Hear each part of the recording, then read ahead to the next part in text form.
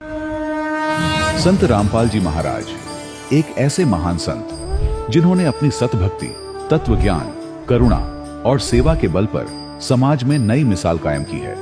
संत रामपाल जी महाराज की अगुवाई में उनके सभी सतलोक आश्रमों से समाज कल्याण के अद्भुत कार्यों ने समाज को सुनहरे भविष्य की एक नई उम्मीद दिखाई है। संत रामपाल जी महाराज से नाम दीक्षा लेने के बाद लाखों लोगों की लाइलाज बीमारियां जैसे कैंसर, एड्स आदि ठीक हुई। संत जी के ज्ञान से प्रेरित होकर उनके अनुयायियों ने लाखों यूनिट रक्तदान किया। संत जी ने लाखों बहन बेटियों का दहेज मुक्त विवाह करवाया।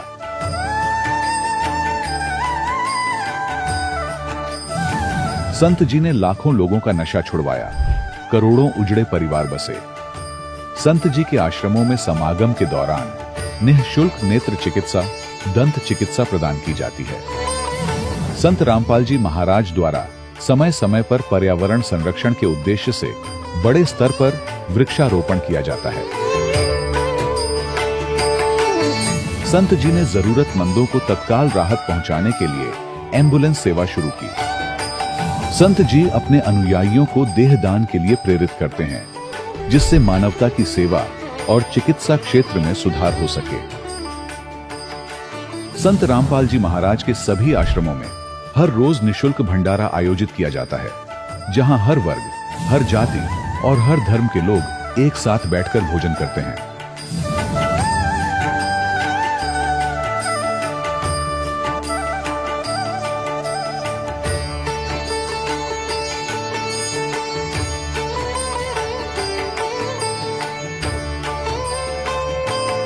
संत रामपाल जी महाराज के आश्रम में हजारों बुजुर्गों को सम्मान और प्यार के साथ जीवन जीने का अवसर मिलता है।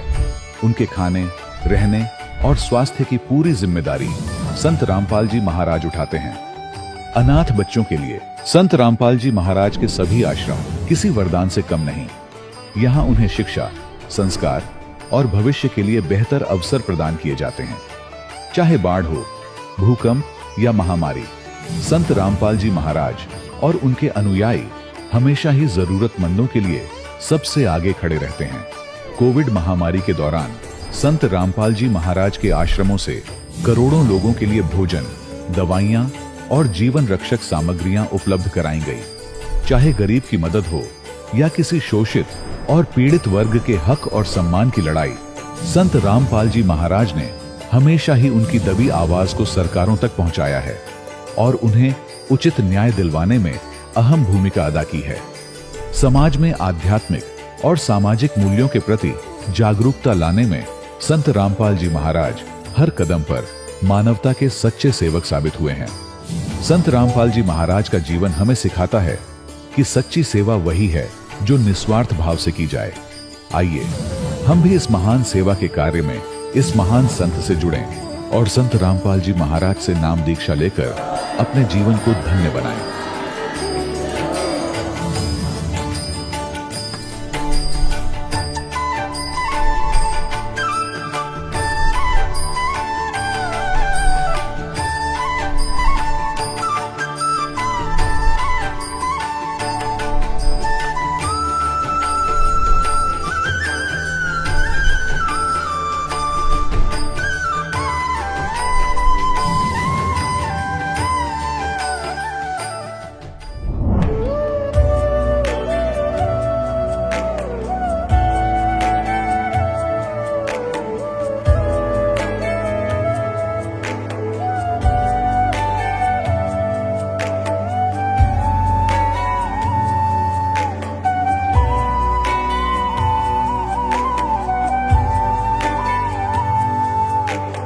कौन ब्रह्मा का पिता है, कौन विष्णु की मां, शंकर का दादा कौन है, हमको दे बता।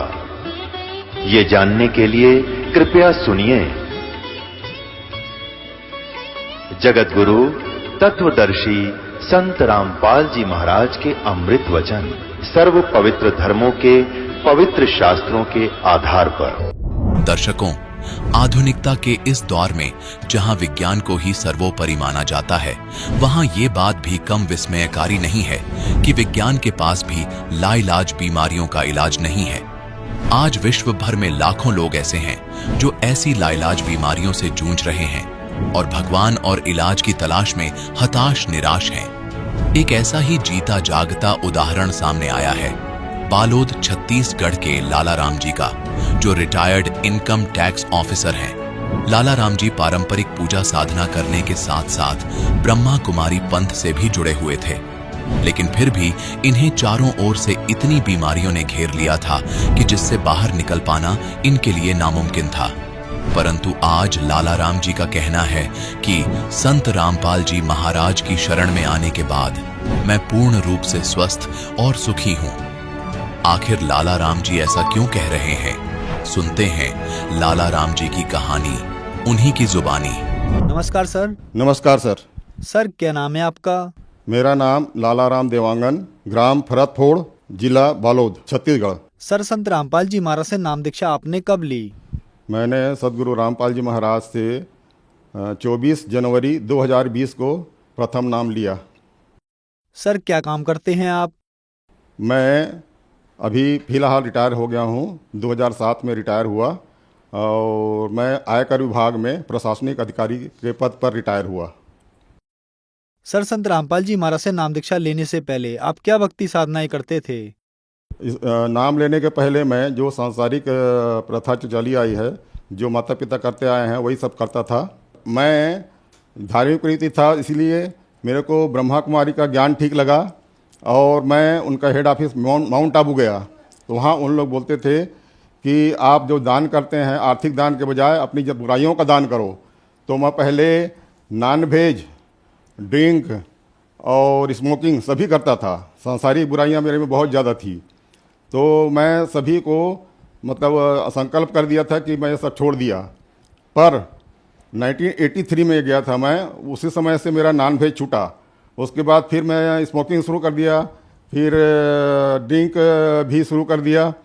तो ये सब धीरे धीरे 92 में मेरा ड्रिंक छूटा। मेरी माँ बोलती थी, बेटा आप संसार में बहुत दुख पाते हुए हुआ हो, कभी भी कैसे भी संकट आए भगवान को मत भूलना। ये मेरे माँ के वचन थे। तो फिर संत रामपाल जी महाराज की शरण में आपका आना कैसे हुआ? कैसे आए आप संत रामपाल जी महाराज की शरण में? माँ के इन्हीं शब्दों के कारण मैं शुरू से ही धार्मिक प्रवृत्ति का हूँ और मैं रिटायर होने के बाद भी मेरा ये था नित्य क्रिया, मतलब कि मैं न्यूज़ सुनता था और धार्मिक चैनल देखता था। तो वहीं देखते देखते देखते देखते एक रोज़ मेरे को चैनल लग गया, तो मैं क्या उसके प्रवचन सुनना शुरू किया। तो मेरे को बहुत अच्छा लगा। तब से मैं उनको सुनता रहा और उनसे मेरे बहुत ज्ञान हुआ।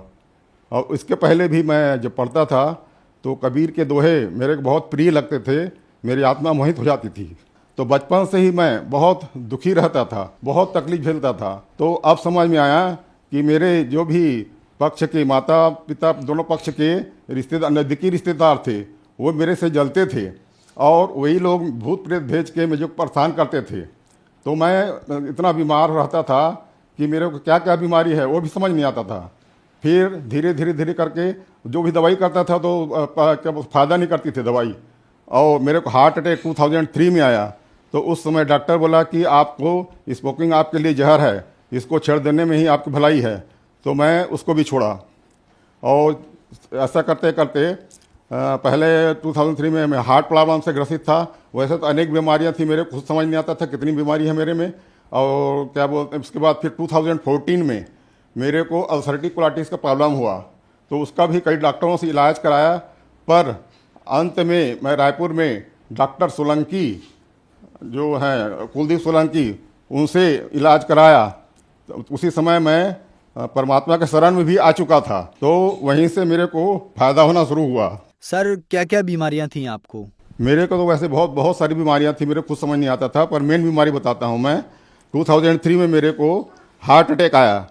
तो उसमें चेक किए तो डॉक्टर लोग बताया कि आपका ब्लॉकेज बहुत ज़्यादा है, 40% से 90%, 99% तक के। तो मैं डर गया। फिर भगवान, ये सुना था कि ऑपरेशन होता है करके, तो मैं भगवान से मनाया कि मेरा ऑपरेशन ना हो और मेरा ठीक हो जाऊं। तो उन लोगों ने, डॉक्टर पैनल ने बताया कि आपको ऑपरेशन नहीं करवाना है, आपको ज़िंदगी भर दवाई खाते रहना है। और मैं ज़िंदगी भर दवाई खाते रहा, पर मेरे को असर जो दूसरी बीमारी जो है 2014 में हुआ, तो वो अल्सरेटिव कोलाइटिस बोलते हैं, उसमें भी बहुत परेशान था मैं। मेरे को बार बार दस्त आता था, कमर से उठ भी नहीं पाता था, फिर लग जाता था। तो वो डॉक्टर बोला कि आपकी अतड़ी बाहर आ जाएगी, आप दवाई नहीं खाओगे, परहेज नहीं करोगे तो आपकी अतड़ी बाहर आ जाएगी और आप बहुत परेशानी में पड़ जाओगे। तो फिर उस डॉक्टर को मैं किया और फिर उसको मैं पता चला कि मैं सुपर स्पेशलिस्ट डॉक्टर सोलंकी हैं, डॉक्टर कुलदीप सोलंकी, रायपुर, तो वहाँ गया। तो वहाँ से उन्होंने जो भी किया वो मेरा फायदा होना शुरू हुआ। उस समय मैं परमात्मा सतगुरु रामपाल जी महाराज के शरण में आ चुका था। तब से मुझे सब फायदा करने लगा और मैं अब पहले से बेहतर हूँ और मेरे में सांसारिक जो बुराइयाँ थी सब वो भी ख़त्म हो गई। जो भी मैं बताया पहले, जो भी नशा करता था, ये करता था, नॉन वेज खाता था, सब छूट गया मेरे से। सर, ये आपके हाथ में क्या है? ये मेरा जो अल्सरेटिव कोलाइटिस था, रायपुर में जो मेरा ट्रीटमेंट मिला, उसका रिपोर्ट है ये। सर, जैसे कि आपने बताया कि आपको अल्सरेटिव कोलाइटिस नाम की बीमारी थी और भी काफी बीमारियां थी आपको, तो क्या संत रामपाल जी महाराज से नाम दीक्षा लेने के बाद आपकी ये बीमारियां ठीक हुई? हाँ सर, मैं 24 जनवरी को नाम दीक्षा लिया सतगुरु रामपाल जी महाराज से और 29 जनवरी को मैं उनके पास गया, डॉक्टर सोलंकी के पास, रायपुर वाले के पास। तो उन्होंने मेरा कोलोनोस्कोपी किया। तो कोलोनोस्कोपी से पता चला कि आपका बहुत सीवियर हो गई बीमारी और फैलते जा रही है। तो मैं उनको ये भी बताया कि सर मेरे को ऊपर भी प्रॉब्लम होता है। तो उन्होंने एंडोस्कोपी किया मेरे गले का और गले में पता चला उनको कि आपका वो जो बीमारी है फैलते फैलते ऊपर तक आ गई है और आपके सूजन भी हो गए हैं भोजन नली में और संकुचित हो गया, इसलिए आपको खाने पीने में भी तकलीफ होती है। तो उन्होंने उसको भी ठीक किया। फिर मेरे को ये जो चमत्कार जो लगता है मेरे परमात्मा सदगुरु रामपाल जी महाराज का ही लगता है, क्योंकि उसके पहले मैं बहुत परेशान रहता था, उनके कारण ही मैं ठीक हो पाया। मैं इतना भावुक हूँ कि मैं बोल नहीं पा रहा हूँ। मैं उनको उपकार कैसे भूलूँ, मेरे सदगुरु परमात्मा रामपाल जी महाराज का। तो उसके बाद ये कोलोनोस्कोपी से ये पता चला। फिर ऊपर का प्रॉब्लम के लिए उन्होंने बोला कि आपका एंडोस्कोपी करना पड़ेगा। तो इधर गले का, छाती का एंडोस्कोपी किए उन्होंने, तो पता चला कि आपका तो बहुत भयंकर फैल गया है बीमारी और ऊपर भी आपको खाने में तकलीफ होती होगी। उन्होंने बहुत सही पता लगाया। तब ये सब चमत्कार मेरे को परमात्मा का ही लगता है, सदगुरु रामपाल जी का मर लगता है। मैं बीमारियों से इतना परेशान था, हार्ट की बीमारी इतनी सारी खाता था और अल्सरेटिव कोलाइटिस का भी खाता था, तो भी मेरे को फायदा नहीं होता था। फिर मैं परमात्मा से अरदास लगाया, हे परमात्मा आप सब कुछ ठीक करते हो, मेरी भी बीमारी सब दूर कर दो। तब से मेरे को दवाई में भी फायदा लगा और मेरे को बहुत राहत मिली। संत रामपाल जी की दया से मैं स्वस्थ हूँ।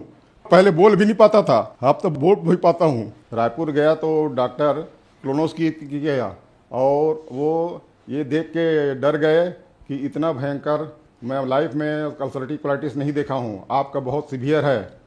तो वो मेरे को तो ओरली बताया और मेरे डॉक्टर के पास मेरे साथ मेरा लड़का दिनेश गया था, उसको दिखाया तो वो भी देख के डर गया। फिर बोले, मैं उनको बोला सर मेरे को ऊपर में ही प्रॉब्लम होता है। तो उन्होंने मेरे गले का भी एंडोस्कोपी किया तो वो बोले आपकी ये बीमारी ऊपर तक फैल गई है और आपकी संकुचित हो गई है भोजन नली, इसके कारण आपको खाने पीने में परेशानी होती होगी, बोलने में भी परेशानी होती होगी। उनकी बात सही निकली। फिर मैं सतगुरु रामपाल जी महाराज से अरदास किया, प्रार्थना किया, तो उन्होंने मेरे को सब बोलने लायक भी कर दिया, खाने लायक भी कर दिया और मैं अब पहले से स्वस्थ महसूस करता हूँ। उनके प्रार्थना से मेरी बीमारी ठीक हुई। ये मेरा एंडोस्कोपी किए जो कि उसके खराबी जो है गले की पता चलती है, तो छाती और गला में उनको पता चला और वो बोले आपकी ये बीमारी फैलते फैलते ऊपर तक आ गई है और आपकी भोजन नली बहुत ज़्यादा संकुचित हो गई है और ये मेरा एंडोस्कोपी रिपोर्ट है। अब मैं सदगुरु रामपाल जी महाराज की दीक्षा लेने के बाद, नाम दीक्षा लेने के बाद मैं अब पूर्ण रूप से स्वस्थ महसूस करता हूँ और मैं सांसारिक कामों में भी कर सकता हूँ। हालांकि मेरे को शिथिलता है, फिर भी पहले मैं इतना निर्बल हो गया था कि कुछ भी चल नहीं सकता था, न बोल नहीं सकता था, न ड्राइव कर सकता था, कुछ नहीं कर सकता था। पर अब उनके संत रामपाल गुरु जी महाराज की कृपा से मेरे को अब सब करने की हिम्मत उन्होंने दी, मन सामर्थ्य उन्होंने दिया है। सर, आप इनकम टैक्स विभाग में एक ऑफिसर के पद से रिटायर हुए हैं और डॉक्टर्स ने आपको बताया कि जो आपको अल्सरेटिव कोलाइटिस नाम की बीमारी है ये बहुत ज्यादा हो गई है। तो जो बीमारी डॉक्टर ठीक नहीं कर पा रहे हैं वो संत रामपाल जी महाराज ठीक कर रहे हैं। आज के वैज्ञानिक युग में लोग कैसे इन बातों पर विश्वास करेंगे? क्या लॉजिक है इसके पीछे? जी, इसके पीछे ये लॉजिक है कि जो भी सांसारिक बीमारी, लाइलाज बीमारी भी, उनके मंत्रों में इतनी शक्ति है, संत रामपाल गुरु जी महाराज के वचनों में इतनी शक्ति है। जो नाम देते हैं, नाम मतलब मूल मंत्र देते हैं जो परमात्मा कबीर जी का, और उसी नामों में इतनी शक्ति है कि वो लाइलाज बीमारियों को भी ठीक कर देती है। सर, जैसे कि आपने बताया कि आप ब्रह्मा कुमारी पंथ में थे, ब्रह्मा कुमारी पंथ वाले भी नाम देते हैं, उनके नाम से तो आपकी बीमारियां ठीक नहीं हुई, लेकिन संत रामपाल जी महाराज से नाम दीक्षा लेने के बाद आपकी सारी बीमारियां ठीक हो गई। क्या कारण है सर? जी, उन लोग नाम नहीं देते, उन लोग सिर्फ ब्रह्मा को ही मानते हैं, ब्रह्मा ही सब है, और शिव बाबा को मेन मानते हैं, मेन भगवान मानते हैं। पर वो लोग उनको मुरली बोलते हैं, उनकी जो भी शिक्षा है और वो जो बताते हैं वो भी प्रेत बाधा ही लगती है मेरे को, क्योंकि जो उनका प्रमुख है ब्रह्मा कुमारी का, वो उसमें प्रेत आता है और वो जो बोलता है वही इन लोग सब संसार को बताते हैं।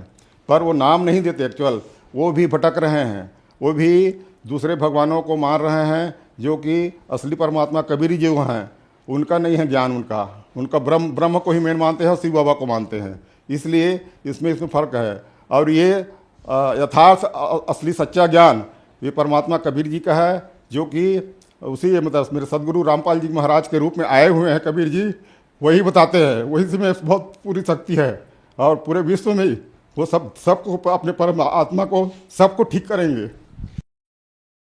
सर, जैसा कि आपने बताया कि आप कबीर परमात्मा को मानते हैं, लेकिन आज तक के इतिहास में संत कबीर जी संत रूप में विश्वविख्यात प्रसिद्ध हुए, आप कबीर साहब जी को परमात्मा कैसे कह सकते हैं? मैं भी संत रामपाल जी महाराज का सत्संग सुन के ही, क्योंकि वो वेदों से, गीता से, जितने भी सदग्रंथों से वो खोल कर बताते हैं कि ये देखिए यहाँ प्रमाण। और 600 पहले कबीर परमात्मा खुद आए थे और उनके बातों में भी विश्वास नहीं करते थे, क्योंकि आजकल के पंडित लोग जो नकली गुरु हैं वो सब काल के भेजे हुए हैं और उनका ज्ञान अधूरा ज्ञान है, भ्रमित ज्ञान है, उससे कोई कल्याण नहीं होने वाला है। कल्याण होगा तो सिर्फ संत रामपाल जी महाराज गुरु जी के वचनों से होगा, उनके शरण में जाने से, उनके नाम लेने से ही होगा, उसका और कोई इलाज नहीं है। आपके कहने का मतलब है कि संत रामपाल जी महाराज ने प्रमाणों से सिद्ध किया कि कबीर साहब ही भगवान हैं। तो जो श्रद्धालु आज आपको देख रहे हैं उनको आप क्या कहना चाहेंगे? तो मैं इसी आधार पे मैं परमात्मा का संदेश तो क्या देता हूँ, मैं अपने सदगुरु जी की तरफ से उनका जो संदेश ये बोलते हैं, जो कृपा बरस रही है, वो साक्षात कबीर जी मेरे संत रामपाल जी महाराज के रूप में आए हुए हैं, और जिनको ये भोली आत्मा विश्वास नहीं करती और उसके शरण में जाने के लिए हिचकती है, जब ये उनको यही समझ के आएंगे तभी सब आत्माओं का कल्याण होगा। जो मानव रूप में आए हैं तो उनका कल्याण सिर्फ सदगुरु रामपाल जी महाराज के शरण में जाने से ही और उनके नाम दीक्षा लेने से ही होगा कल्याण। ये आत्म कल्याण करना ही मानव जन्म का मुख्य उद्देश्य है, ये भी वो बताते हैं। सर, संत रामपाल जी महाराज से नाम दीक्षा कैसे ली जा सकती है? संत रामपाल जी महाराज से नाम दीक्षा, उनका जो सत्संग आता है टीवी पे, उसमें नीचे पट्टी चलती है जिसमें नंबर दिए रहते हैं, उस नंबर पे आप फ़ोन करके आप अपना नाम पता वगैरह दें तो आपको उनका क्या है, जगह जगह हर जगह नामदान केंद्र खुला हुआ है। तो अब तो अभी जितने भी नाम लेना चाहते हैं गुरु जी रामपाल जी महाराज से ले सकते हैं और अपना आत्म कल्याण कर सकते हैं। धन्यवाद सर। Thank you sir. दर्शकों, अभी आपने सुने संत रामपाल जी महाराज से दीक्षा प्राप्त करके सुखी हुए भक्त के अनुभव। अब देखिए जगत गुरु तत्वदर्शी संत रामपाल जी महाराज के मंगल प्रवचन। हमारी बुद्धि जीव संज्ञा की है और हम इन ऋषि महर्षि संतों को परम संत मानकर इन पर समर्पित हो चुके हैं। और ये सोच चुके हैं कि ये भगवान को प्राप्त कर चुके हैं, इन्होंने सतलोक चले गए होंगे। क्योंकि सतलोक का वर्तमान के अंदर ठेका ये राधा स्वामी पंथ, धन धन सतगुरु पंथ, जय गुरुदेव पंथ मथुरा वाला, इन्होंने ले रखा है कि हम सतलोक भेजेंगे। इन सतलोक का ना पता, इनको सतनाम का पता नहीं। इनके पूर्वज ने, यानी जिसने ये काल का जाल प्रारंभ किया, राधा स्वामी पंथ, श्री शिवदयाल जी को कहते हैं, उनका चलाया हुआ ये पंथ है। और उसको ये अपना परम धनी मुखिया मानते हैं सभी पंथों वाले जितने से संबंधित है, इसकी ब्रांचें हैं, कि वो हमारा हेड ऑफ द डिपार्टमेंट है, वहां से हमारा पंथ चला है। और उसने सतनाम का नहीं पता। सतनाम सतलोक भी सतनाम, सचखंड भी सतनाम, सतपुरुष भी सतनाम, और सार शब्द भी सतनाम को कहते हैं, और सत शब्द भी सतनाम को, और सतनाम भी सतनाम को। ये सतलोक जाएंगे। अरे इनके मंत्र पांचों काल के, नाम से मोक्ष होगा। कहते हैं जैसे ये हठ योग करते, 2.5 घंटा सुबह बैठो, 2.5 घंटा शाम बैठो। इन्होंने पुण्यात्माएं जो है, इन्होंने अपने पैर भी खराब कर लिए। एक भक्त आता फरीदाबाद साइड से, दाढ़ी सी रखता है, वो कह रहा था जी मैं इस राधा स्वामी पंथ से जुड़ के 40 साल मैंने अपना गोड्डे भी कंडम कर लिए, भगवान मिले। वो 2.5 घंटे गए, मैंने 6-6 घंटे बैठ कर देख लिया, कुछ प्राप्त नहीं हुआ। लेकिन मैं प्रभुता के कारण, और मुझे पूछते कि आपने तो 40 वर्ष हो गए साधना करते, कुछ दिखा होगा? कहाँ सब कुछ दिखता है मुझे। और दिखा, मैंने खक नहीं था, मैं झूठ बोला करता था अपनी प्रभुता बनाए रखने के लिए। कहा मुझे सब कुछ दिखता है, ऊपर के मंडल दिखते हैं, सतनाम दिखाई देता है, सतनाम के अंदर सतलोक में फलान। अभी न सतनाम का पता नहीं, ने बोला सतनाम का मुझे अब पता चला सतनाम क्या चीज है। और मैं मूर्ख बना रहा था वहां आसपास के व्यक्तियों को। तो पुण्यात्माओं, ये जो सतलोक की महिमा गाते हैं, इनको सतनाम सतलोक का पता नहीं। अब परमात्मा कहते हैं कि कलयुग में जीवन थोड़ा है, भाई कर ले बेग संभार, योग साधना बने नहीं केवल नाम आधार। अब जैसे सतयुग के अंदर 1,00,000 वर्ष की आयु थी जीव की, और फिर त्रेता में लास्ट में 10,000 वर्ष की आयु रह जाती है, और द्वापर के अंत में 1,000 वर्ष की आयु रह जाती है, और कलयुग के लास्ट में 20 वर्ष की आयु इस मनुष्य की रह जाएगी।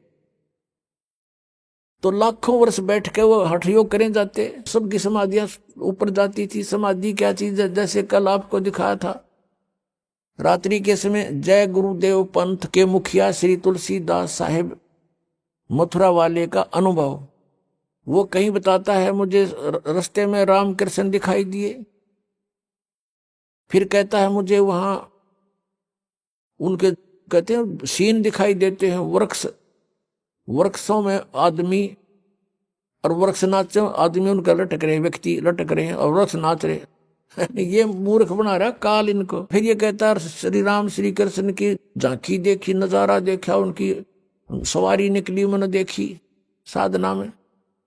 फिर इन्होंने क्या देखा कि वहां सतपुरुष एक स्त्री के साथ बैठा हुआ है, यू काल बैठा है दुर्गा के साथ में, दूर से दिखाई दे दिया इसने किसी रूप में। इंद्र भी अपनी पत्नी के साथ, सची के साथ रहता है स्वर्गलोक में, तो इसने वो ज्ञान है ही नहीं, इसी को देख लिया परमात्मा है, सतपुरुष है। अब क्या है कि जैसे सतयुग के अंदर साधक साधनाएं करते थे, उनके सबत शरीर होते थे और माइंड सेट होता था, पूर्व संस्कार अच्छे होते थे, कोई काम नहीं होता था विशेष। जैसे सतयुग में सभी हरा भरा होता है पर पूरा पृथ्वी, और बहुत सुंदर मेवा फल, और जैसे आपने देखा होगा सामक एक घास होता है जिसके बहुत बाजरे जैसे दाने लगते हैं, और इस तरह के गेहूं वगैरह ये अपने आप उगे रहते हैं। उनको काटो समय आने पर और अपना पछोड़ो और खाओ, फल खाओ, काम कोई नहीं, लेकिन वो भगवान की भक्ति अवश्य करते हैं। अब जैसा भी उनको ज्ञान होता किसी ऋषि महर्षि या आस पास से, तो उसी तरह वो बैठ जाते। बैठकर उनके अंदर कोई ना कोई चैनल ऑन हो जाता उनका। जैसे हमारे शरीर में ये कमल बने हैं, मूल कमल में गणेश जी का वासा है, उससे ऊपर स्वाद कमल है जिसको अधिष्ठान चक्र बोलते हैं, तो उसमें सावित्री और ब्रह्मा जी का चैनल है वो। यानी चैनल क्या होते हैं, टीवी में चैनल होते हैं। ओरिजिनल कार्यक्रम तो उनके कहीं पर भी वो लाइव दिखा रहे हैं, तो कहीं से वहां कहीं और हो रहा दिख रहा है टीवी में, और दिखता उसी को जो उसका चैनल ऑन हो जा उस कार्यक्रम का, तो वो कार्यक्रम हो रहा है कहीं और दिख रहा है टीवी में। तो ऐसे ही ये ऊपर नजारे हो रहे हैं कहीं और दिखते हैं इस शरीर के अंदर, और दिखते केवल ये ब्रह्मांड के ही हैं, सतलोक के इसमें नहीं दिखते, क्योंकि अंड और पिंड के पार स्वदेश हमारा है। तो ये क्या करते थे, इनको अंदर समाधिस्थ हो जाते थे, कोई चैनल ऑन हो जाता है इनकी पूर्व की भक्ति से, और फिर उसमें वो देखते वहां नजारे, कोई जैसे झरने दिख रहे हैं, कहीं पर कोई सवारी आ रही है, कोई किसी की, ये काल उनको मूर्ख बनाने के लिए एक बाजीगरी शुरू कर देता है। अपने आत्माओं जैसे सिनेमा देखने जाया करते, पहले फिल्म देखने, अपने पल्ले से पैसे लगाते और 3 घंटे ऐसे जाते जैसे 3 मिनट चली गई हूं, और फिल्म समाप्त होते ठगे से रह जाते, जैसे तो और चलनी चाहिए थी, थोड़ा सा समय हुआ, और 3 घंटे, और 3 घंटे वो बैठ के दिखाओ भक्ति में, कति नहीं बैठा था, 100 बार इधर देखेंगे, 100 बार इधर, वहां चले। और तो ये समाधिस्थ न्यों होया करते थे, काली न मूर्ख बना रहा था। अब ये मन जो है ये टिकने नहीं देता जीव को। अब इसके वहां समाधिस्थ होकर ये कई वर्षों तक बैठे रहते थे। इसका कारण ये था कि मन को बाहर की अपेक्षा अंदर के नजारे बाहर से अच्छे दिखने लग जाते, तो ये उनमें लीन होता, उधर पहुंचा, वहां चला, और खाए जा धक्के, इतने समय पूरा हो जाए इसके जीवन का, और वो हठ योग करने से सिद्धियां आ जाती हैं।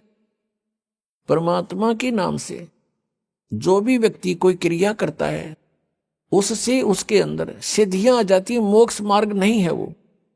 उन सिद्धियों के आधार से इन्होंने किसी को हानि कर दी, किसी को लाभ दे दिया, अपनी कमाई नष्ट कर दी। इससे ये महर्षि प्रसिद्ध हो गए।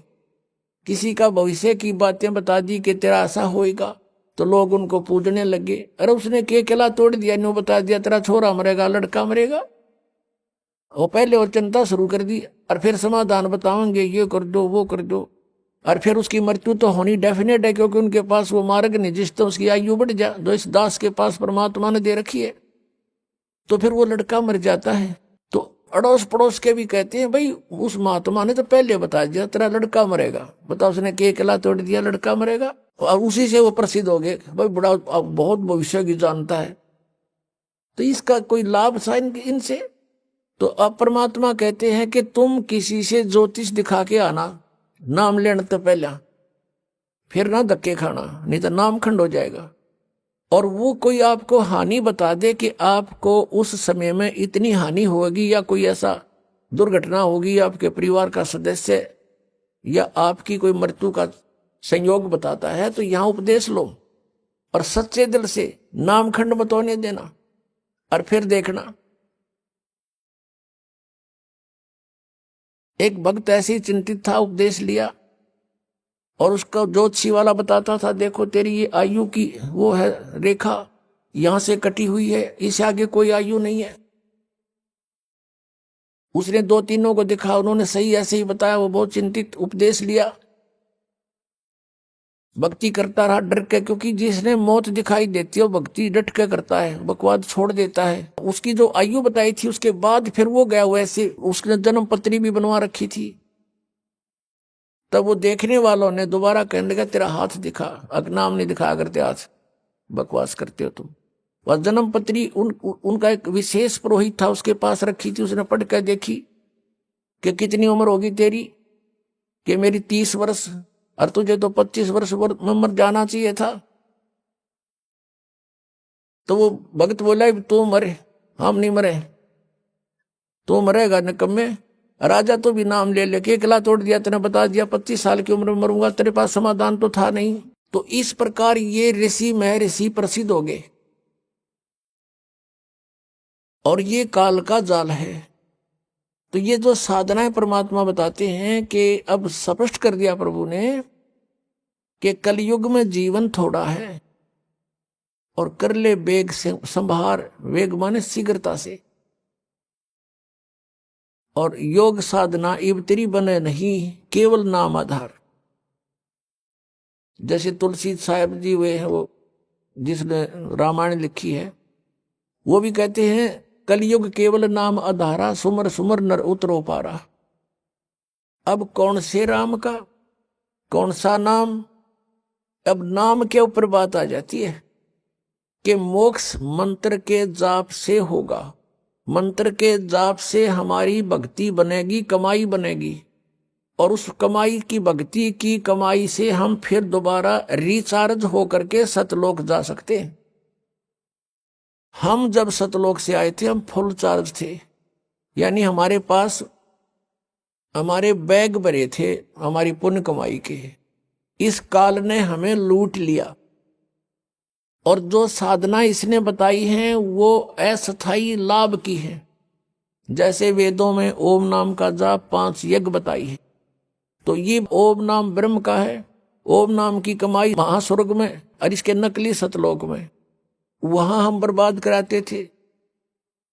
जैसे आपको बहुत बार बताया है कि एक समय मार्कंडे ऋषि साधना कर रहा था, तब ऐसे समाधिस्थ होकर बैठा था, और जो वर्तमान में इंद्र होता है स्वर्ग का राजा, वो यज्ञ तप आदि से बनता है। तो उसको एक हिदायत इंस्ट्रक्शन होती है, उसके लिए एक चेतावनी होती है कि तेरे से शासन काल में यदि कोई इंद्र की गद्दी प्राप्त करने योग्य तप करनेगा तो तुझे गद्दी से हटाना पड़ेगा और उसको गद्दी पर नियुक्त करेंगे। तो ये भी चिंता उसको रहती है कि मेरे शासन काल में कोई इंद्र की गद्दी प्राप्त करने योग्य कोई यज्ञ या साधना ना कर ले, तप ना कर ले। इसलिए वो अपने देवताओं को पृथ्वी पर एज ए CID इंस्पेक्टर छोड़ देता है। तो ऐसे किसी दूत ने जाकर के इंद्र को बताया कि बंगाल की खाड़ी में एक मार्कंडे नाम के ऋषि बहुत दिनों से साधना कर रहे हैं, तप कर रहे हैं।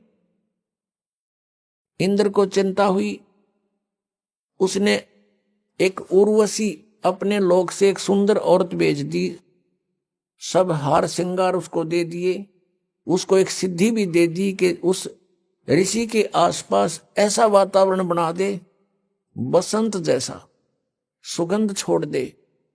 और उसने ऐसा ही किया, और फिर वो सामने जाके खड़ी होगी, सब सुंदर आभूषण पहने हुए। मार्कंडे ऋषि की आधी आंखें खुली, आधी बंद थी, समाधिस्थ था, और वो देख रहा था सांग ब्रह्मलोक में। उधर से वो उर्वशी उसके सामने नाचने लगी, डांस करने लगी थोड़ी सी दूरी पर। कभी कैसी अदा करती है, कभी कैसे, लेकिन उसने नजर ऐसी थी कि ये ऋषि कुछ हरकत करेगा मेरे साथ, ऐसा नहीं हुआ। तब उसने सोचा कि बात बनी नहीं, उसने सभी वस्त्र उतार दिए, नेक्ड खड़ी होगी। तब मार्कंडे ऋषि ने कहा कि हे बेटी, हे बहन, हे माई, तू यहां किस लिए आई, कारण बताइए।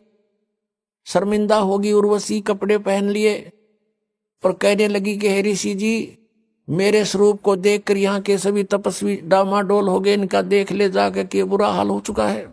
और आप जानो आपकी समाधि कहाँ थी।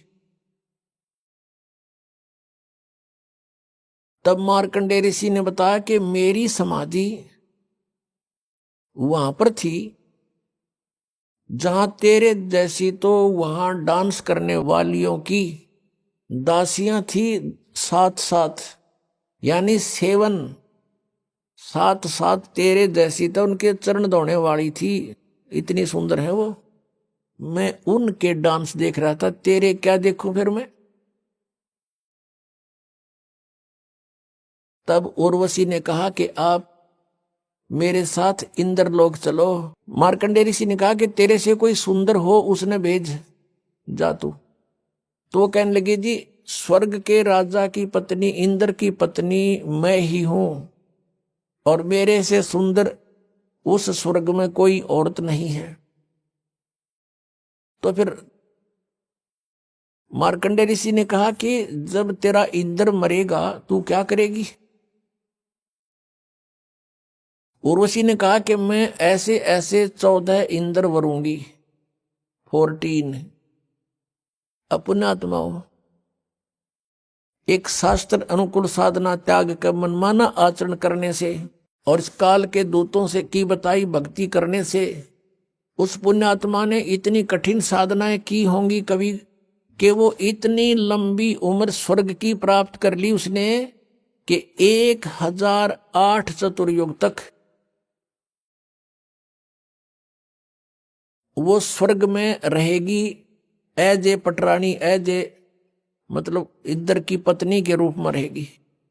और जो इंद्र होगा उसका इंद्र का शासन काल, Indra is a post, Indra का शासन काल वो 72 चतुर्युग का होता है। एक चतुर्युग में सतयुग, त्रेता, द्वापर, कलयुग, ये 4 युग होते हैं। तो ऐसे ऐसे 72 चतुर्युग तक एक इंद्र का शासन काल होता है और उसकी मृत्यु के बाद दूसरा इंद्र उसी पोस्ट पर बैठ जाता है। और जो सची नाम की औरत है वो पुण्यात्मा कभी इतने पुण्य कर चुकी है कि वो उनके साथ कांस्टेंट बनी रहेगी, इंद्र बदलते रहेंगे, वो उनकी पत्नी सबकी बनी रहेगी। इतना ये सुख स्वर्ग में इससे न सुख मानना है जिसका घना समय स्वर्ग में बीत जा, उसको ये टीरी खां बतावे सबसे अच्छा पुण्यकर्मी। अब मार्कंडेय ऋषि ने पूछा कि जब इंद्र मरेगा तू क्या करेगी। कि मैं 14 इंद्र वरूंगी। मार्कंडेय ऋषि बोला कि वो 14 भी मरेंगे, तू फिर क्या करेगी। तब वो क्या बताती है कि मैं तो गधी बनूंगी मृतलोक में और जितने इंद्र में भोगूंगी वो सारे गधे बनेंगे, अपना पुण्य भोग कर, स्वर्ग का राज्य भोग कर। तब मार्कंडेय ऋषि ने कहा कि फिर मुझे तू किस लिए अपने इसे गंदे लोक में ले जावे थी जिसका राजा गधा बने, रानी गधी बने। तो क्या कहती है, मैं अपनी इज्जत रखने के लिए वहां जाऊंगी तो ये कहेंगे तू हार कर आगी।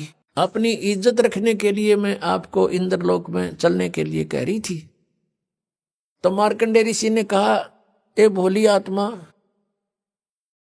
आप ही स्वीकार कर रही है कि मैं मृत्यु के उपरांत गधी बनूंगी और अब भी तू गधी 14 खत्म करेगी और फिर भी इज्जत की ठेकेदार नहीं बनी बैठी है कि मेरी इज्जत रह जाएगी, भाग जा से। अब पुण्यात्मा उसी समय इंद्र आ गया। इंद्र ने कहा कि बंद नवाज, इंद्र की गद्दी प्राप्त करो, तुम जीते हमारे। मार्कंडेय ऋषि कहता अरे इंद्र क्या कहता है, इंद्र का राज तो मेरे लिए काग की बीट है और आजा बेटा बैठ, तुझे मैं मार्ग बताता हूं। मार्कंडेय ऋषि कहता है कि बैठ जा बेटा, मैं तुझे भक्ति मार्ग बताता हूं। अरे भले आदमी, इंद्र की पदवी भोग कर तू गधा बनेगा, बैठ तुझे ब्रह्मलोक का मार्ग बताता हूं। अब वो मार्कंडेय ऋषि ने ब्रह्मलोक को सुप्रीम और फाइनल स्टेज मान ली थी और ब्रह्मलोक में गया हुआ प्राणी जो सत साधना करता है उसको बहुत समय तक यानी एक ब्रह्मा की मृत्यु होएगी तब तक उसका महास्वर्ग का समय निर्धारित हो जाता है। जो ब्रह्मलोक में चले जाते हैं उनका इतने पुण्य बन जाते हैं भक्ति से, ओम नाम के जाप से। अब मार्कंडेय ऋषि ने यही फाइनल मान रखा था कि इस तो ऊपर कोई जगह है कोई नहीं, स्वर्ग में चलेंगे, महास्वर्ग में जाएंगे यानी ब्रह्मलोक में। और वहां क्या देख रहा था, यहां बैठा भी देख रहा था वो डांस। और वही बकवास वहां उसमें है, वहां फिर आंखा देख लेंगे या टीवी पे देखेगा, और खर्च अपना ही होगा, आपकी उसकी पूंजी जाएगी। तो मार्कंडेय ऋषि ने उसको समझाया कि ये छोड़ दे इंद्र की गद्दी और भक्ति कर तू, और वहां ब्रह्मलोक में चल। अब इंद्र क्या कहता है कि महाराज जी फिर देखेंगे, इब तो मैंने मौज करने दे, अगजा मर ले डूब के। अब पुण्यात्माओं ये स्थिति प्रत्येक प्राणी की है। जैसे इस दास के साथ प्रारंभ में ऐसे बीता, किसी मित्र को, प्यारे को, रिश्तेदार को, या वैसे कोई संपर्क में आए व्यक्ति को समझाते थे कि भक्ति करो, क्योंकि जिसके पास अच्छी पोस्ट है, 2 पैसे समय पर प्रयोग करने को हैं, या किसी के पास धन है, अच्छे बिजनेस है, वो सामने घुट्टी लावे और 100 बकवादों में ध्यान उसका रहता है, तो उसे हम कहते कि भैया आप भक्ति करो, परमात्मा का नाम लो। पहले तो वो कहते किसने देखा भगवान। अब देखो पुण्यात्माओं, हमने समझना है, वो तो जैसे बोली वो बोल लेंगे, उनको ज्ञान जितना उतना ही बोलेंगे, और फिर क्या कहते हैं, देखी जाएगी जो होगी। अब किसने देखा है? जैसे हम कहते हैं भी भक्ति ना करोगे तो गधे बनोगे, पशु बनोगे, ऐसा भगवान के विधान में है। तो वो क्या कहते हैं, देखी जाएगी, किसने देखा है। अब गधा अपने पास से के देखी जाएगी, क्या देखोगे, वो तो कुम्हार देखेगा। फिर 2.5 मन का बोरा कमर पर होगा, हाथ में लठ, और जहां स्थान खाली दिखेगा उड़े मारेगा तेरे। अब देखना तो अब देखो, बुराई त्याग दो, भक्ति करो, अपना कल्याण करवाओ। फिर वो क्या कहते हैं, किसने देखा आगे का कि ऐसा होगा। अब पुण्यात्माओं, जैसे 5-4 अंधे जा रहे हो एक मार्ग पर, आगे से आंखों वाला उनको मिले और वो कहे भाई कहाँ जा रहे हो सूरदास, वो कहते हैं बाग में जा रहे हैं, और उनको कोई बताया कि ये बाग नहीं है, इधर तो आप जा रहे हो, ये तो वन है, घोर वन, इसमें भयंकर हिंसक प्राणी है, तुमने खा जाएंगे, इधर मत जाओ, रास्ता वापस आओ, और आपको दूसरा रास्ता बताता हूं। अब वो अंधे न्यू कहें कि किसने देखा है, देखी जाएगी। अरे भले आदमी, जो आपको बता रहा है वो देखकर बता रहा है, आंखों वाला है वो, और आपको जो बता रहा है वो सारी आपके साथ बीतेगी उस जंगल में, बियाबान में। तो यही स्थिति थी आप और हम की थी। जिन महापुरुषों की आंखें थी, दिव्य दृष्टि खुली थी, वो आंखों वाले थे। उन्होंने इतने 12 ग्रंथ बनाए हमारे लिए, हम अंधों के लिए, कि तुम हमारी बात पर विश्वास कर लेना, ना दिखता हो तो। अब आंखों वालों की मानने नहीं, और अंधे ने आप दिखता नहीं, तो क्या होगा उसके साथ? वही रिजल्ट होगा जो आंखों वाला बता रहा था। यदि उस मार्ग को नहीं बदलेगा तो उसके साथ वही बीतेगी जो पहले बताई गई थी। अब जैसे कोई चोर ने ये कहे तू चोरी ना कर, भाई वहां पकड़ा गया तो पब्लिक पीटेगी, फिर पुलिस में देंगे, तेरी सजा होगी, काला मुंह करेंगे, और वो चोर न्यों देखी जाएगी। और कोई नौकरी तो भाई डराने के लिए कहा। कुछ ऐसे भी सिरफरे हैं कि ये रोचक भयंकर यथार्थ वाणी तो डराने के लिए कह रखी है। संतों ने ऐसा कुछ नहीं होता, वहां स्वर्ग नरक नहीं है, गधे कुत्ते कोई नहीं बनता। और एक सिरफिरा पंथ चल रहा है, ये ब्रह्मा कुमारी वाला, इन तो भट्ठाए बैठा दिया। ये कहते हैं मनुष्य तो मनुष्य ही रहेगा, स्त्री स्त्री ही रहेगी, यानी मनुष्य की आत्मा मनुष्य ही बनेगी। फिर भक्ति का क्यों ड्रामा कर रहे हो, जब मनुष्य मनुष्य ही बनेगा तो। और उनका एक और ऐसा विधान है कि 5000 वर्ष के बाद सृष्टि क्रम के आधार से जो आज आपका नाम है वही नाम होगा, वैसी स्थिति होगी, वह कर्म होंगे, ऐसा ही शरीर होगा। एक भगत बता रहा था कि एक काना था, एक लूच रहा था, और हमसे भी टकराए थे एक बार ऐसे ही, जिसको पोलियो हो रहा था एक, और वो भी ये गुण गावे इन ब्रह्मा कुमारी वालों के, और वो भी कथा सुना में बैठ कर डिस्कस करें, बहस करें हमारे साथ। तो वो कहने लगा कि 5000 वर्ष के बाद ऐसा ही मनुष्य तो मनुष्य बनेगा, और जो जिसका नाम है बाप का नाम, और जो उसका शरीर की स्थिति एज इट इज चेहरा होगा। तो उस भक्त कह रहा था कि मैंने उसे कहा कि काने तू तो काड़ा ही बनेगा 5,000 वर्ष के बाद, और लंगड़े तू लंगड़ा ही बनेगा। फिर टट्टू की भक्ति कर रहे हो तुम, क्या फायदा इस भक्ति का? मान्य फिर भी नहीं, मुंह चढ़ा के चले गए। तुम तो विरोध करते हो। अरे अज्ञान का विरोध नहीं करेंगे तो और क्या करेंगे, समर्थन करेंगे इसका। ऐसा ही एक बार इस दास को मिले थे, यही स्थिति थी, दोनों जोड़ा। उनको भी ऐसा ही कहा तो बुरा मानकर चले गए, माने नहीं, क्योंकि ऐसा सिर फिरा दिया इन्होंने, ऐसी भर दिया हमारे अंदर सारा गंद। तो जो प्रसंग चल रहा है कि हम उस परमात्मा को पाने के लिए जो प्रयत्न हमने करना है, जैसे अंधे न दिखा नहीं, आंखें वाला कि वो मानता नहीं, तो फिर वही होगा जो उसके साथ बताया गया है। अब जैसे चोर चोरी करता है और उसको कोई कहता भी तेरे साथ ऐसे ऐसे बीतेगी, अब वो सच्चाई भी है और भयानक डर भी है, और डरेगा तो बच जाएगा।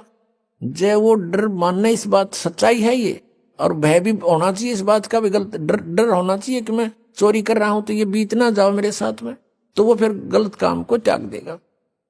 और जो कहता देखी जाएगी तो फिर वो चोरी करेगा ही, फिर वो पकड़ा भी जाएगा एक दिन, उसकी वो सारे काम होंगे जो पहले बताए थे। ऐसे ही संतों ने जो हमें बताया है कि जो कबीर साहब कहते हैं, कबीर हरि के नाम बिना ये राजा सब हो, मिट्टी लदे कुम्हार के घास न डाले कोई। ओए होए, जो मालिक ने वचन बोल दिए कि भक्तिहीन आपका राजा भी हो वो गधा बनेगा, और मट्टी लदे कुम्हार के घास भी बार खा के आओगे, वहां उसकी कोई सेवा नहीं होती, ऐसी दुर्गति होगी। और जो मालिक ने बोल दिया फाइनल समझ लेना, कदे किसी का भ्रम हो, ये अज्ञान का भ्रम है, इसको हटाने के लिए सत्संग की आवश्यकता है, और सत्संग केवल कबीर परमेश्वर ने ही हमें दिया है, और उसी के आधार से दास आपके सामने उन्हीं का दिया हुआ ज्ञान प्रचार कर रहा है।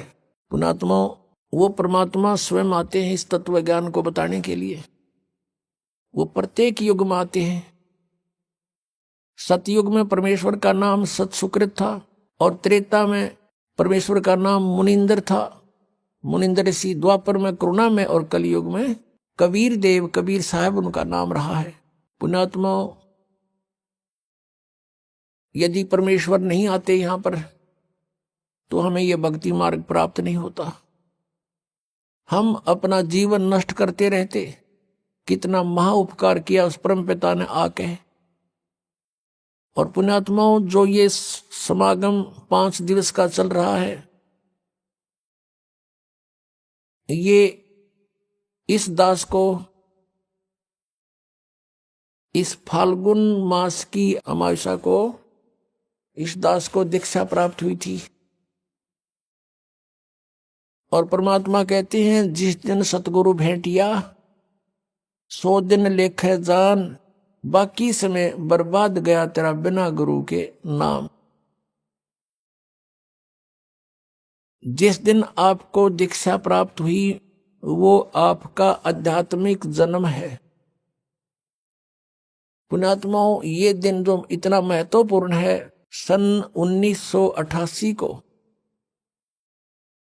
यही फाल्गुन की अमावस्या के दिन दास को उपदेश प्राप्त हुआ था मेरे पूज्य गुरुदेव परम पूज्य स्वामी रामदेवानंद जी महाराज से। और पुण्यात्माओं, अगर वो दिन मुझे प्राप्त ना होता तो आज आप भी दुखी रहते, वंचित रहते, और दास का भी जीवन नष्ट हो जाता। अब वो दिन इस जिंदगी में भूला नहीं जा सकता। तो जिस तरह दास को ये ज्ञान हुआ, और ये दास पहले यही डले ढो रहा था, लोक वेद के आधार से भक्ति कर रहा था, पीछे लग गया जाऊं था मैं लोक वेद के साथ, रस्ते में सतगुरु मिले है दीपक दे दिया हाथ।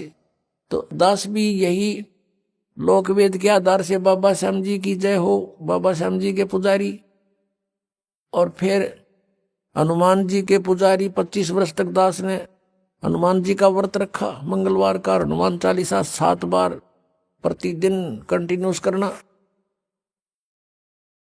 फिर श्री राम श्री कृष्ण हमारे इष्ट शंकर भगवान भी साथ में पूजे, यानी इस तरह ढेर सारी पूजाएं किया करते थे। और जो भी घर में सुख हुआ, जैसे बच्चा पढ़ता है तो पास होता है, सफल होता है परीक्षा में, तो वो कह सोचता है कि मेरे भगवान ने मुझे पास कर दिया। हम उनके 100 शुक्र मनाते थे, सारे देवताओं के नाम लेते थे इकट्ठे। उसने दया करी, बाबा श्याम जी की जाओ, हनुमान जी की जाओ, श्री कृष्ण भगवान की जाओ, राम की जाओ, शंकर भगवान ने दया कर दी। और फिर जैसे संतानोत्पत्ति हुई, प्राप्ति हुई, तो उसमें भी जय हुई नहीं भगवान ना की, बाबा श्याम जी के बोल दिए इतने रुपये उसके वहां चढ़ाऊंगा इसके। अब ये लोक वेद के आधार से हम सोच रहे थे ये देवता हमें लाभ दे रहे, ये तो कुछ भी ना कर सकते। इनके इतिहास, इनकी पावर से हमें पता चला। अभी आपने सुने संत रामपाल जी महाराज के मंगल प्रवचन।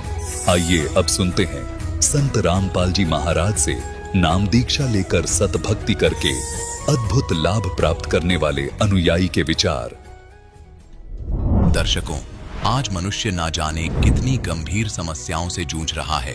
कोई शारीरिक रूप से बीमार है तो कोई मानसिक रूप से, और जब उसकी यह शारीरिक और मानसिक समस्या विज्ञान से ठीक नहीं होती तो दौड़ पड़ता है परमात्मा की तलाश में।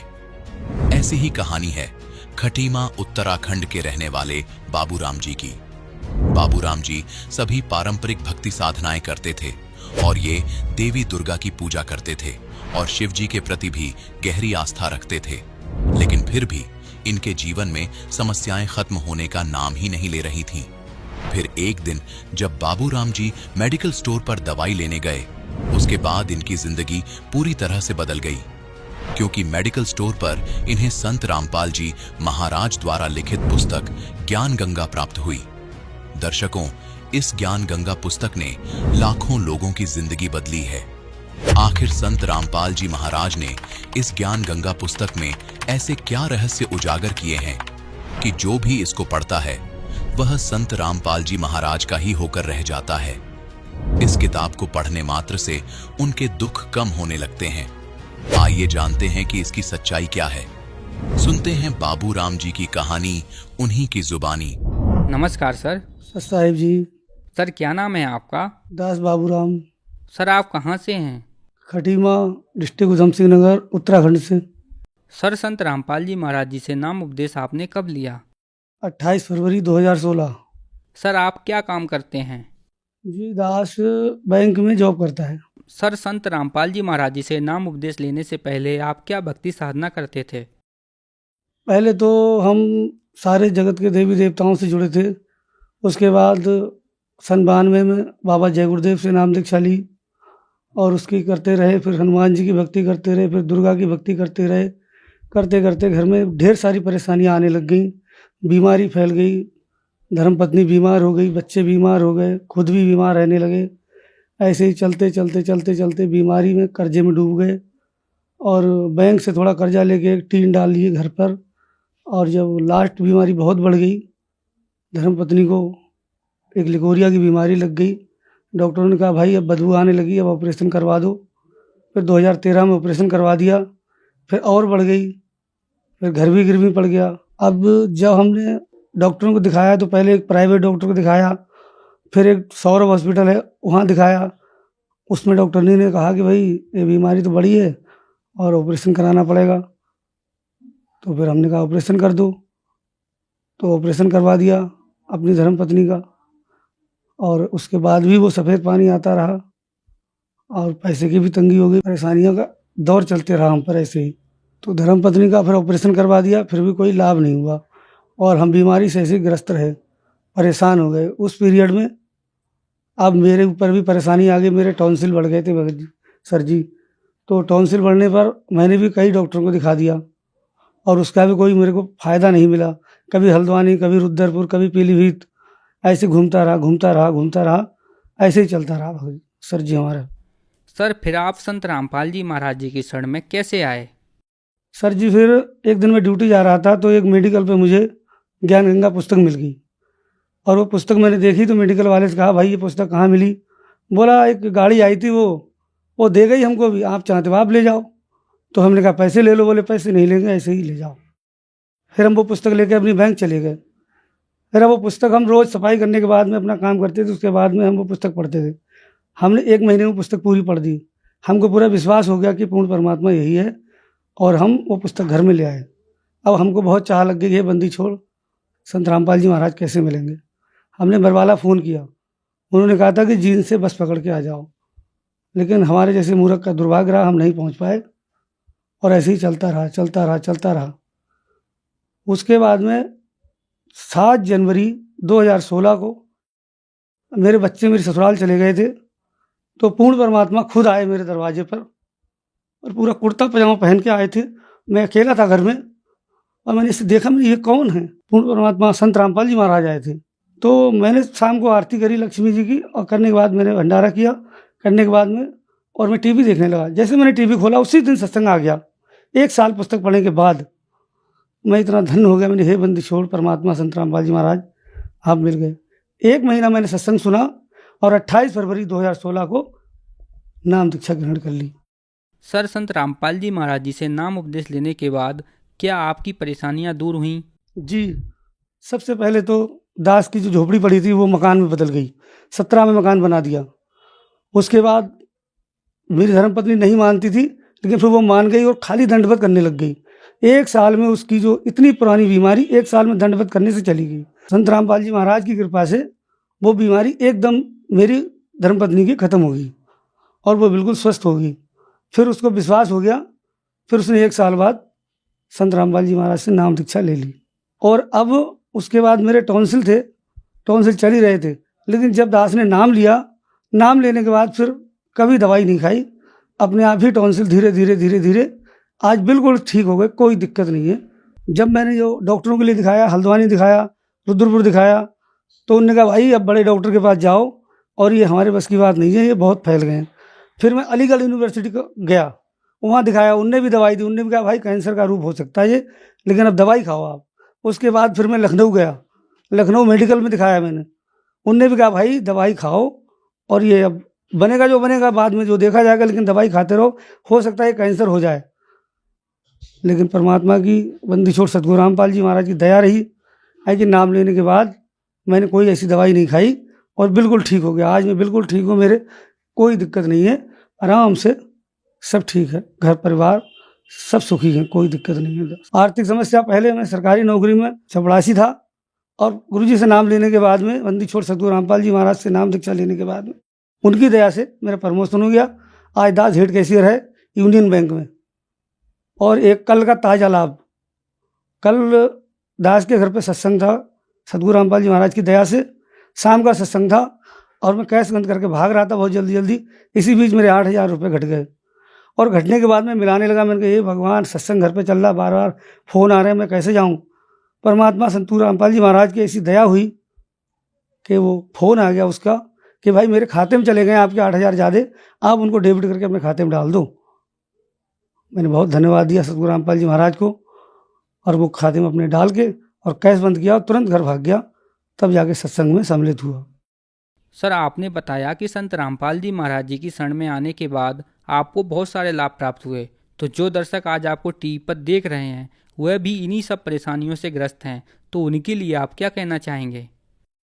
दास कहना क्या है कि प्रार्थना करना चाहता है सब जगत से, है कि आज की तारीख में पूर्ण परमात्मा कबीर साहब संत रामपाल जी महाराज के चोले में आए हुए हैं और पूरे जगत से मेरी यही विनती, हाथ जोड़ के करबद्ध प्रार्थना है कि सब लोग पूर्ण परमात्मा सतगुरु रामपाल जी महाराज से नाम लें, उपदेश लेकर अपना जीवन कल्याण करवाएं और अपने दुख और बीमारी कटवाएं और लाभ उठाएं।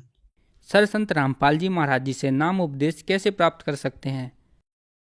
संत रामपाल जी महाराज से नाम दीक्षा लेने के लिए आज टीवी पर अनेकों चैनलों पर सत्संग चल रहे हैं और उसके नीचे एक पीली पट्टी आती है, उस पर नंबर आते हैं।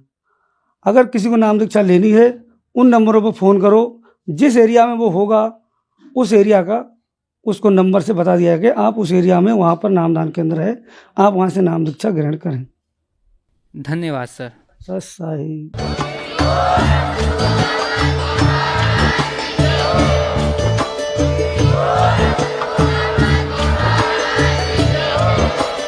आप सुन रहे थे जगत गुरु तत्वदर्शी संत रामपाल जी महाराज जी के मंगल प्रवचन। अधिक जानकारी के लिए विजिट कीजिए हमारी वेबसाइट www.jagatgururampalji.org। संत रामपाल जी महाराज जी के शुभ आशीर्वाद से पूरे विश्व भर में 500 से भी ज्यादा नाम दीक्षा केंद्र हैं, जिन पर संत रामपाल जी महाराज जी द्वारा ऑनलाइन निशुल्क नाम दीक्षा दी जा रही है। अपने नजदीकी नाम दीक्षा केंद्र का पता करने के लिए संपर्क करें 8222880541।